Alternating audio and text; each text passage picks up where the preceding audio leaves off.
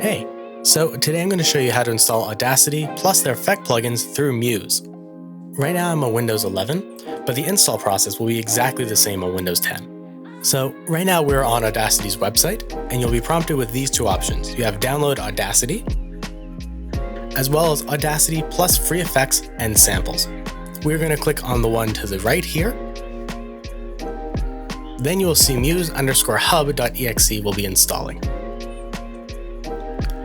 Once that's all downloaded, you're just going to give it a click, as well as any prompt saying to install. The default location is going to be more than fine.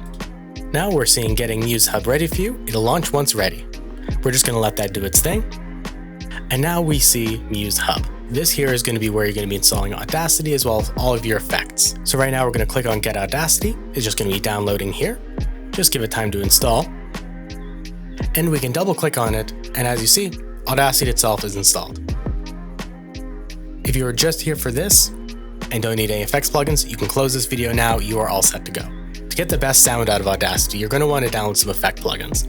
So we're going to go onto the Muse app, and right on the top tab, you see Home, Sounds, and Effects. We're going to click on Effects. Now under all of these blocks, you will see a little button that says Get. We're just going to give that a quick click here, and just like that, that's installed. Now any of these that you're after, you just give a click on that Get, and you'll see a check mark. That'll prompt you that it is installed. And just like that, they're installed. Legitimately, it is that simple. You just open up Audacity, they'll be there waiting for you.